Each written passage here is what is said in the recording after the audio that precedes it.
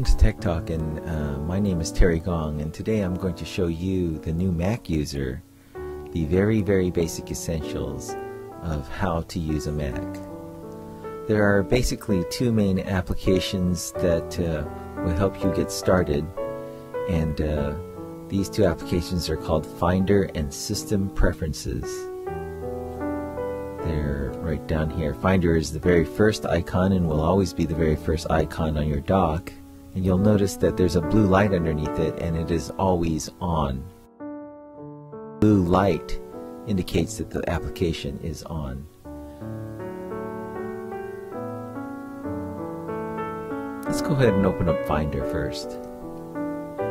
Here we see a Finder window, and the Finder window is set to default on your home folder or the user's home folder.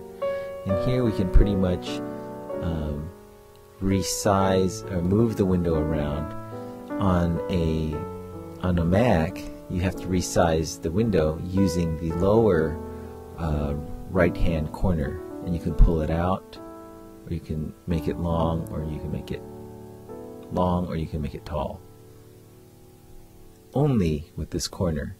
Anywhere else you can't, as you can see, you can't pull the window any larger than that. Let's go ahead and open up System Preferences for next. Here's your System Preference window, and these are all the, I like to say that the System Preferences is your control panel for your Mac, but it's not exactly like that. It does have certain features, but all these features here allow you to customize your Mac.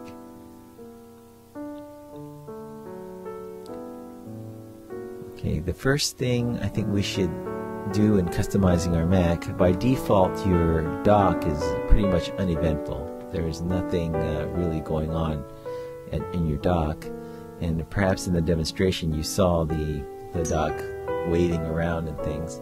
I'd go ahead and click on the third icon which says dock and double click on that, and here you can see that you can basically resize the basic icons, and I would scrunch them down a little bit.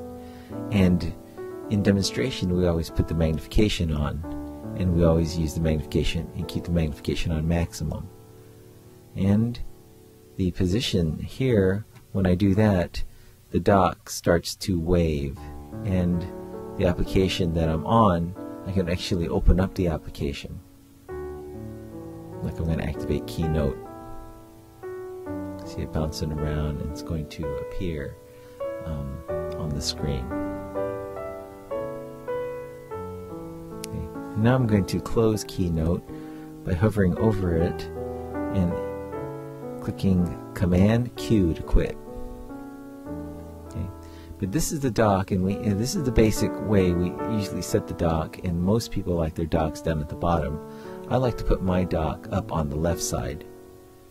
And because it's on the left side, it has less real estate to deal with, so I can scrunch down the icons just a little bit more.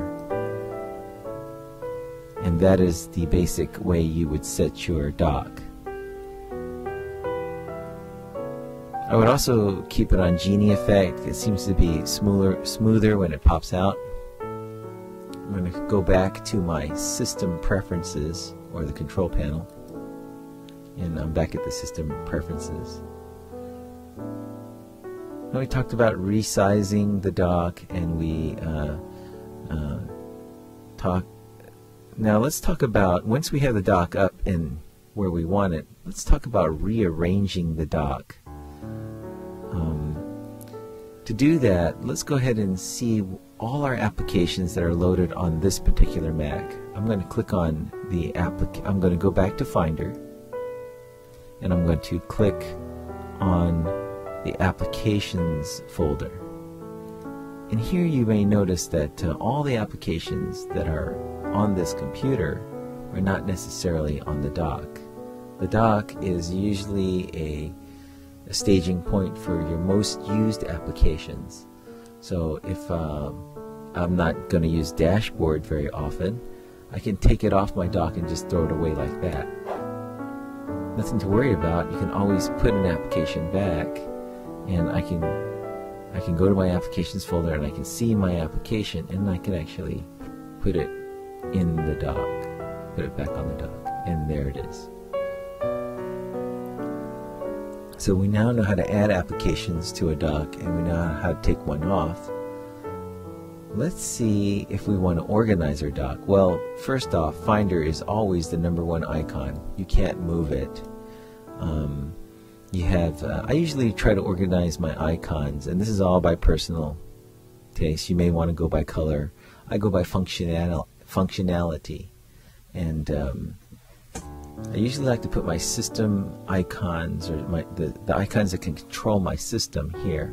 Here we have Finder, System Preferences, a Time Machine, and this is an antivirus program called Clam. And then we have our dashboard, which controls our widgets. Mail for communications, Skype is also communications, and then of course your web browsers, Safari, SeaMonkey, and Google, word processors, keynotes, and so on. So you can organize your icons by moving them around. You can click on your icon and then move it up or down, take it off the dock, and put it back on the dock. So here I put Mail in front or behind Skype. And that's how you organize your or arrange your icons on your dock. The next thing I want to talk about is the dynamic bar, which is right up here on the top. You'll notice that this dynamic bar will change as you change to applications. So let me go ahead and open up a SeaMonkey, which is already open, by the way, because we can see the blue dot. But I can see SeaMonkey, and we see that the SeaMonkey bar is on the top bar, and the SeaMonkey window is down below. If I click on the applications, what appears to be the applications window, which is part of Finder, I click on that, now I'm back to Finder application. And if I click on the System Preferences, I'm on the System Preferences choices.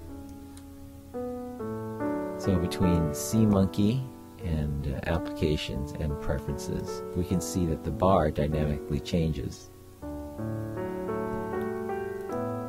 If I close an application with the red dot, you'll notice that it doesn't really shut down SeaMonkey, it just closes the window.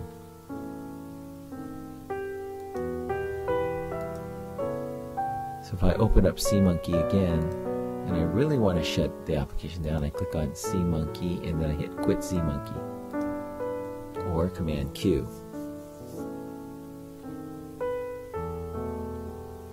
So now we know that the top bar is very dynamic, so you actually have to watch it and find out and watch it as you click or change windows or applications. Watch the top bar